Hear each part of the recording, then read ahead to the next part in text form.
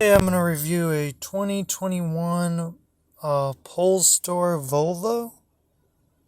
This is an all electric option, and personally, what I think of it as far as owning it for a couple of hours.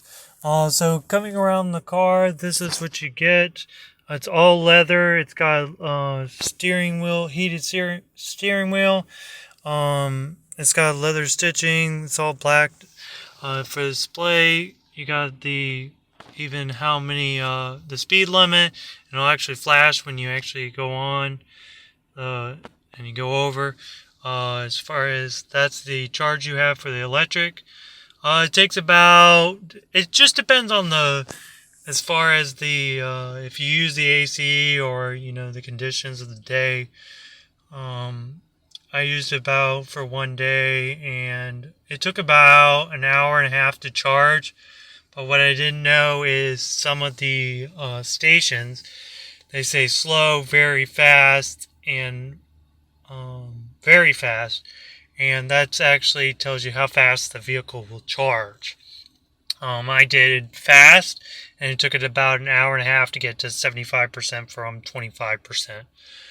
So not bad. It was only probably like $10, $12, versus what, 70, 80, 90, $100 for gas now, because you're dealing with the clowns in office.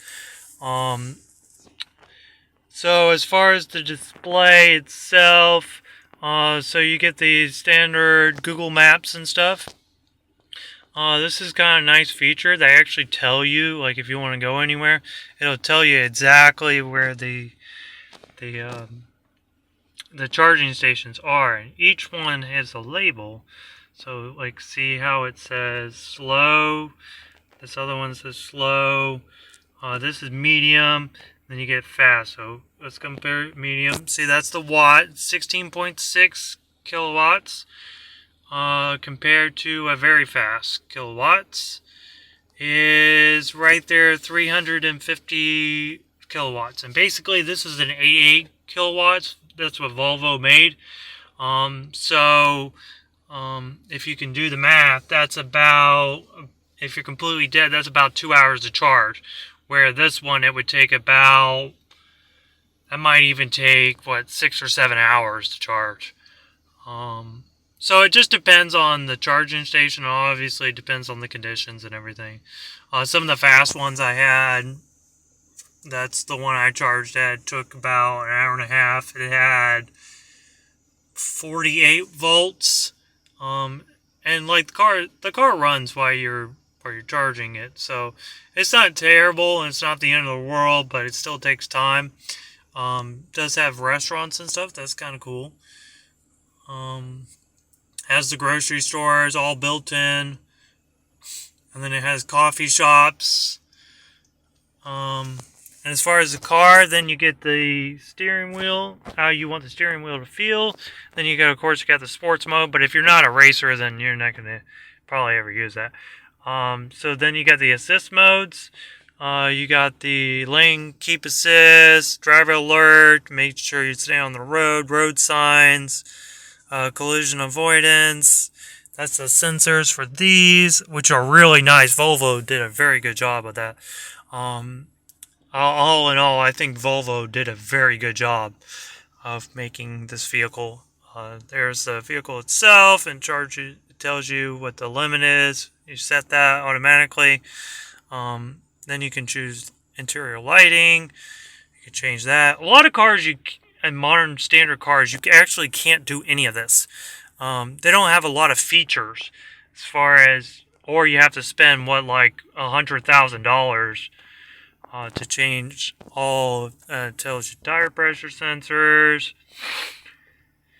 You get a full panoramic sunroof, but the only thing I don't like about it is it doesn't have a cover. So you get the leather stitching on the side, which is actually really nice. And then you get the cloth on top. And then you get the vents right here. You got some in the front and the back. These kind of remind me of a Chevy Impala. Just the way it is. I don't know if they meant to do that or just happened. I don't know. And there is the speaker system. It's kind of nice. So you get 1, 2, 3, 4, your standard 4 vents, and there's 2 back here. And as far as that's a shifter, you just press the thing to go into park.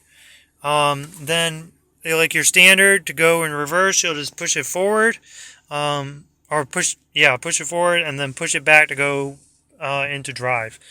Turn the vehicle off. You can either hit that power button on more, or you can just step out of the vehicle and press the lock button, and the vehicle goes off automatically. It's kind of nice. Especially, Volvo did a really good job in this vehicle. There is the standard backup, or the standard mirror for the back to look and see everyone around you.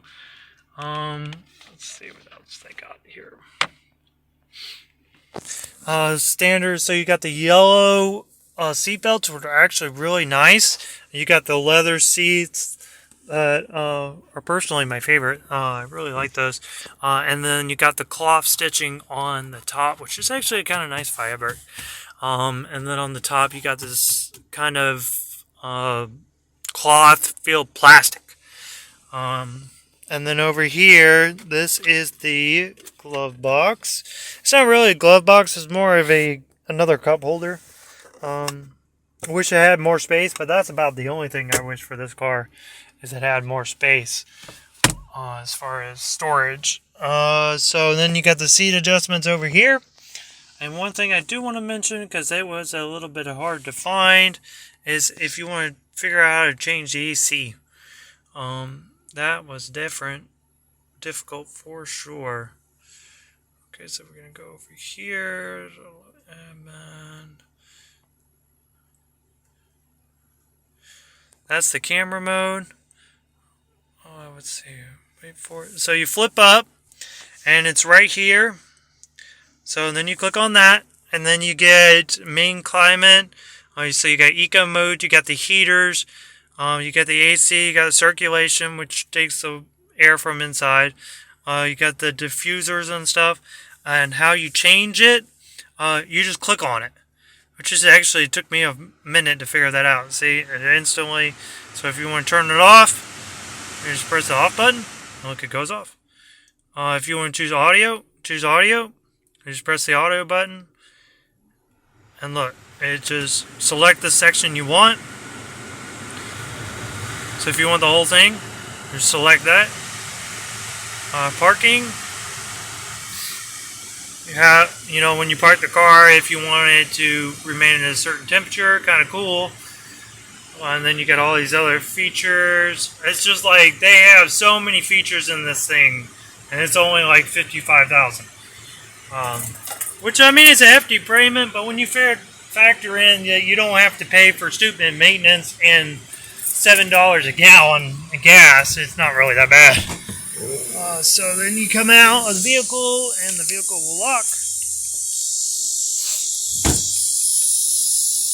And as you can see, the vehicle's on. The vehicle just went off. The mirrors go in. It's kind of nice. So you get the standard. So those are drilled disc brakes. Kind of nice. You got the racing brakes. And then this is the Volvo all-electric. Of course, it has cameras everywhere to help with lane assistance and stuff.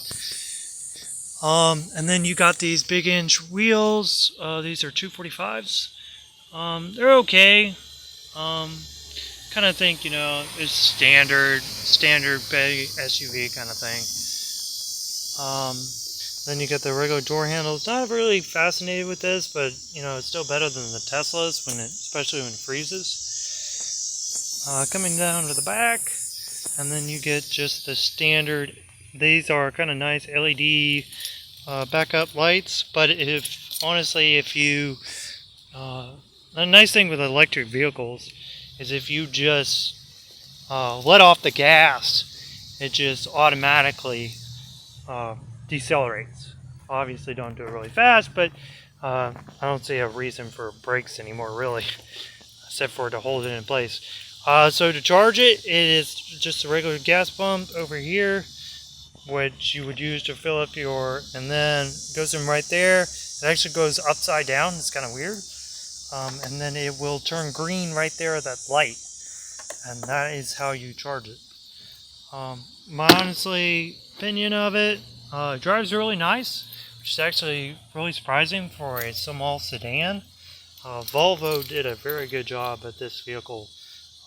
Like I said, this is the Polestar 2. It's got 300 watts. It'll get up and go, but if you're not trying to race it, you're just trying to do an average day city, it's a very good vehicle. Volvo, like I said, did a very good job of the vehicle.